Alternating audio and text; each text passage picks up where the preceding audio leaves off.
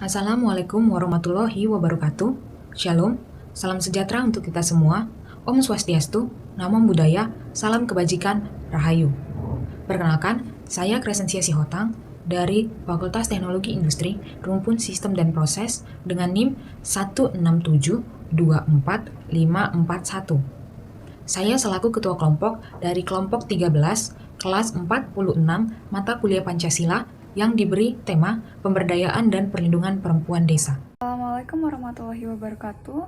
Perkenalkan, nama saya Nadia Azka Zahra dari Fakultas Teknologi Industri Sistem dan Proses dengan NIM 1672405 dari kelompok 13 kelas 46 Pancasila. Selamat siang, Bapak, Ibu, dan Kakak sekalian. Perkenalkan, nama saya Jesslyn Sanjaya Susanto dari Fakultas Teknologi Industri, Rumpun Sistem dan Proses dengan NIM 1672435. Saya berasal dari kelompok 13 yang membahas mengenai pemberdayaan perempuan desa. Halo, perkenalkan nama saya Felicia Josephine Sianipar dari Fakultas Teknologi Industri dengan NIM 1672441 dari kelompok 13 kelas 46 Pancasila.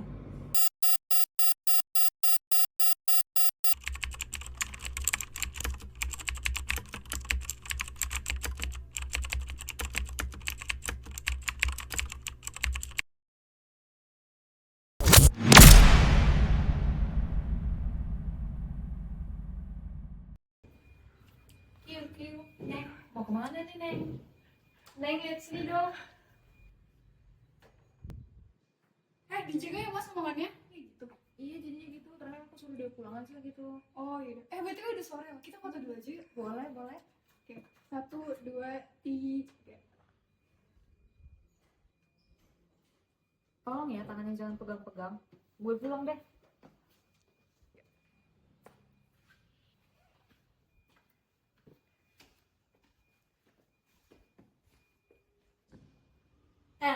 Apa itu? Sini HP-nya.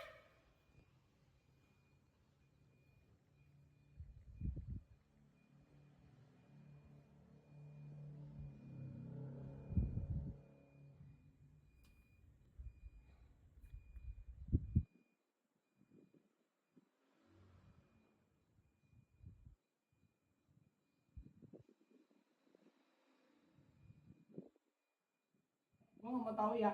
Pokoknya lu tuh harus gugurin itu anak. Emang lu yakin itu anak gua, ha? Lu kan cewek murahan. Mas. Jangan kasar-kasar ya sama perempuan. Urusan apa sih lu di sini, ha? Mau saya laporin?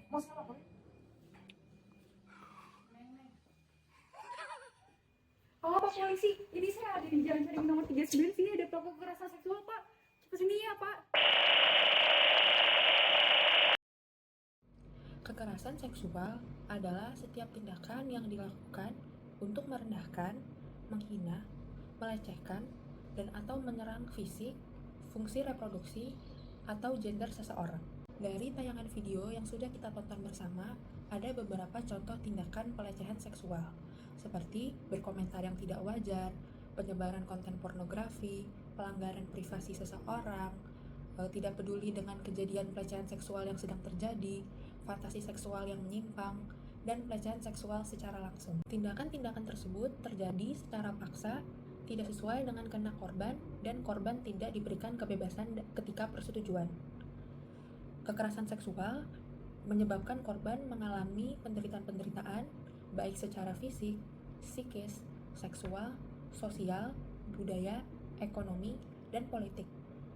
Maka dari itu, kita harus berhati-hati dan bersikap tegas terhadap kekerasan seksual yang terjadi baik kepada diri kita sendiri maupun kepada orang yang ada di sekitar kita. Oleh karena itu, kami mengajak teman-teman sekalian untuk bergabung bersama kami dalam menyelenggarakan acara sosialisasi pencegahan pelecehan seksual bagi wanita dan anak di Desa Hegarmana, Jawa Barat.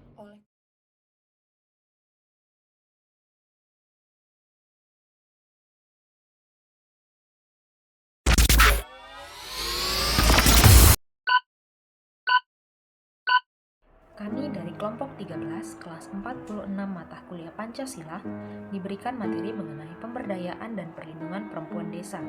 Oleh karena itu, kami mengangkat judul Pencegahan Kekerasan Seksual terhadap Wanita dan Anak di kalangan masyarakat desa Hegarmanah melalui aksi sosialisasi dan pembinaan karakter. Data-data yang kami jadikan referensi untuk pembuatan proposal kegiatan sosialisasi kami berasal dari beberapa sumber resmi, yakni yang pertama, dari Unit Perlindungan Perempuan dan Anak atau PPA Satreskrim Polres Sumedang.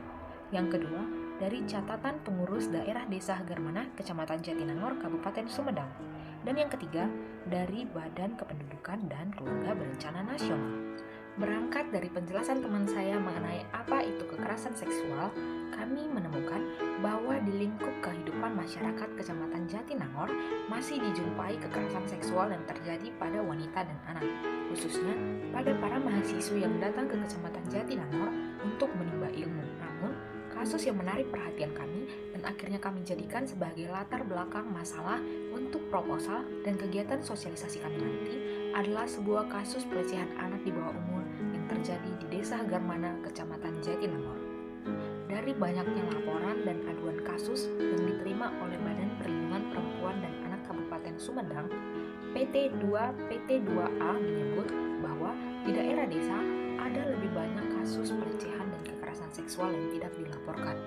Kami menduga tidak dilaporkannya kasus-kasus ini adalah karena adanya stereotip masyarakat yang menganggap bahwa kasus pelecehan dan kekerasan seksual merupakan aib bagi korban dan keluarga, serta tindakan melaporkan sama dengan mengumbar aib itu. Oleh karena itu, melalui kegiatan sosialisasi ini, kami berharap agar masyarakat desa, khususnya Desa Hegarmanah, dapat lebih mawas dan lebih awas mengenai kemungkinan terjadinya kasus pelecehan di sekitar kehidupan masyarakat desa. Kami juga berharap agar masyarakat desa dapat menjadi masyarakat yang aman, nyaman, dan terpercaya bagi para korban kekerasan yang dilakukan untuk menyuarakan isi pikiran mereka. Kami juga berharap agar masyarakat dapat bekerja sama dan saling melindungi untuk mencegah terjadinya kekerasan seksual kepada wanita dan anak. Kami juga berharap kegiatan sosialisasi ini turut andil dalam menurunkan angka kekerasan seksual yang terjadi di Desa Hegarmanah, Kecamatan Jatinangor, Kabupaten Sumedang. Kami memiliki 3 rumusan masalah yang akan menjadi bahasan pokok dalam kegiatan sosialisasi nanti. Yang pertama adalah mengapa kasus kekerasan seksual atau pelecehan dapat terjadi pada wanita dan anak. Yang kedua adalah bagaimana cara mencegah kasus pelecehan atau kekerasan seksual pada wanita dan anak. Dan yang ketiga adalah bagaimana menangani kasus kekerasan seksual atau pelecehan Tujuan yang kegiatan sudah terjadi pada proyek wanita sosialisasi dan anak. ini bertujuan untuk mencegah kekerasan seksual terhadap wanita dan anak di kalangan masyarakat Desa Hegarmanah. Adapun tujuan jangka panjang dari proyek sosialisasi ini dapat berupa beberapa hasil yang positif dan berkelanjutan, yaitu 1. Meningkatkan kesadaran masyarakat, 2. Mencegah terjadinya kekerasan seksual pada wanita dan anak, 3. Mengikutsertakan masyarakat dalam penanganan kasus kekerasan seksual. Manfaat kegiatan untuk proyek sosialisasi ini kami bagi menjadi 2. Yang pertama adalah manfaat bagi masyarakat, yaitu meningkatkan kesadaran masyarakat terkait kekerasan seksual yang mungkin terjadi di sekitar lingkungan desa. Kedua, terbentuknya kepercayaan masyarakat terhadap aparat penegak hukum dalam menangani kasus kekerasan seksual. 3. Berkurangnya kasus kekerasan yang mungkin terjadi di Desa Hegarmanah dan sekitarnya. 4. Munculnya keberanian korban kekerasan seksual untuk menyuarakan kekerasan yang dialaminya. 5. Terbentuknya jaringan perlindungan bagi para korban kekerasan seksual. Selanjutnya, manfaat bagi mahasiswa. Yang pertama, terbukanya wawasan mahasiswa terhadap isu kekerasan seksual terhadap anak-anak dan perempuan. 2. Menimbulkan empati bagi para penyintas kekerasan seksual. 3. Meningkatkan partisipasi mahasiswa dalam rangka mencegah kekerasan seksual terhadap anak dan wanita. Gambaran umum masyarakat sasaran. Desa Hegarmanah terletak di Kecamatan Munggulang, Kabupaten Garut, Jawa Barat. Berdiri sejak tahun 2011 dari program pemekaran Desa Hanjuang. Desa Hegermana memiliki luas wilayah 349 hektar yang terbagi pada luas tanah sawah 236 hektar, pemukiman 28 hektar, dan sisanya adalah hutan. Dengan jumlah penduduk 3.821 jiwa yang tersebar di 3 dusun, 7 RW, dan 22 RT. Desa kecil yang berbatasan dengan Desa Marga Laksana bagian selatan, Desa Gunung Mekar bagian timur, Desa Hanjuang bagian barat, dan Desa Bumbulang bagian utara memiliki presentasi penduduk pria dan wanita yang hampir seimbang. Masyarakat Desa Hegermana Jatinangor menghadapi permasalahan serius terkait kekerasan seksual pada wanita dan anak di bawah umur. Kasus kekerasan ini seringkali disebabkan oleh faktor sosial, budaya, dan kurangnya pengetahuan mengenai pelindungan diri. Selain itu, masyarakat juga kurang memiliki akses terhadap informasi dan pendidikan mengenai pencegahan kekerasan seksual, sehingga mereka tidak tahu bagaimana melindungi diri dan anak-anak mereka dari ancaman tersebut. Baik, sekarang saya akan menjelaskan mengenai metode kegiatan yang akan kami lakukan. Yang pertama adalah survei lapangan. Survei lapangan ini kami lakukan dengan cara mendatangi Desa Hegermana secara langsung dan berkomunikasi dengan para pengurus desa. Tujuan dari melakukan survei lapangan ini adalah untuk memperoleh pemahaman yang mendalam mengenai kondisi masyarakat di Desa Hegermana, terutama mengenai kasus-kasus kekerasan seksual yang terjadi. Kemudian, survei lapangan ini kami lakukan agar segala kegiatan sosialisasi yang kami lakukan ini dapat dilakukan atas dasar data yang faktual dan relevan dengan kondisi sesungguhnya dari masyarakat Hegermana, terutama anak-anak dan perempuan di sana. Yang kedua adalah kegiatan sosialisasi itu sendiri. Kegiatan sosialisasi ini akan kami lakukan setelah melakukan survei lapangan dan menemukan tempat berupa balai desa yang dapat mengumpulkan berbagai massa untuk menghadiri kegiatan sosialisasi kami.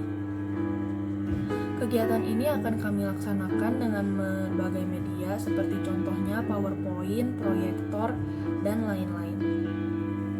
Ketiga adalah pembuatan laporan pertanggungjawaban. Pembuatan laporan pertanggungjawaban adalah langkah terakhir sebagai bentuk evaluasi dan memastikan apakah proyek kami dapat diimplementasikan oleh masyarakat Desa Hegermana. Izinkan saya melanjutkan mengenai roadmap kegiatan kelompok 13. Roadmap kegiatan kelompok 13 terbagi menjadi 4 kegiatan utama. Pertama adalah pelaksanaan survei ke warga desa. Yang kedua adalah pencetakan poster dan bahan sosialisasi. Yang ketiga adalah persiapan tempat serta sarana yang dibutuhkan. Lalu yang keempat adalah pelaksanaan sosialisasi itu sendiri. Kemudian mari saya ajak kalian untuk mengenali bagaimana jadwal kegiatan dari kelompok 13. Jadwal kegiatan ini masih berupa perkiraan sehingga bisa saja ada perubahan ketika melaksanakan kegiatan aslinya. Yang pertama adalah survei lapangan, yaitu pada tanggal 12 Oktober 2024. Kemudian yang kedua adalah penyebaran poster atau flyer pada tanggal 13 Oktober 2024. Kemudian yang terakhir pelaksanaan kegiatan sosialisasi pada tanggal 20 Oktober 2024. Dalam pelaksanaan kegiatan sosialisasi ini, jelas kami membutuhkan dana untuk mendukungnya. Karena itu, marilah saya jelaskan satu persatu biaya apa saja yang kami perlukan agar jelas dan tidak menimbulkan kecurigaan. Pertama adalah biaya transportasi. Biaya transportasi mencakup perjalanan pulang pergi dari kawasan kampus ITB Jatinangor menuju Desa Hegermana sebesar Rp50.000. Biaya konsumsi mencakup biaya konsumsi panitia sebesar Rp60.000, konsumsi pemateri sebesar Rp50.000, dan konsumsi peserta sejumlah Rp100.000. Kemudian ada biaya percetakan. Biaya percetakan meliputi biaya percetakan spanduk, surat izin, dan proposal dengan total Rp125.000. Saya harap dengan adanya perincian mengenai biaya apa saja yang dibutuhkan untuk mendukung kegiatan sosialisasi kelompok 13 dapat meminimalisir kecurigaan yang terjadi.